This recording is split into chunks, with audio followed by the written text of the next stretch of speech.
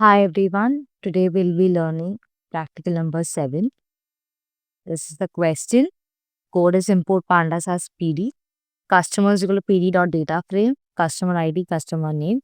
And we have orders PD dot data frame, order ID, customer ID, and product. Customer and orders is my dictionary which I created will be converted in the tabular format with all the details given below. Next, we have print customer data frame, print customers, print orders data frame, print orders. It will display the customer table and the orders table. We have inner join is equal to pd dot merge customers, comma orders, comma on is equal to customer ID. How is equal to inner. Print inner join only matching records and print inner join. This will only show the records which takes only the two rows where the customer ID exists in both the tables.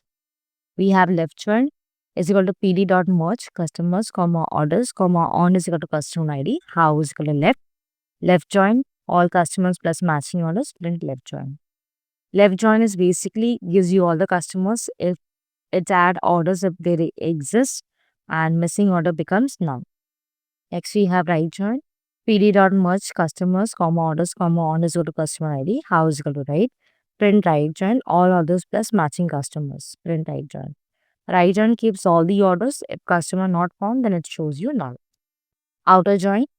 Outer join is equal to pd dot merge customers, comma orders, comma on is equal to customer ID. How is equal to outer. Print outer join all records unmatched has none. Print outer join. It will show you all the records which keeps everything from the both the tables. If there is any unmatched values, will display you none.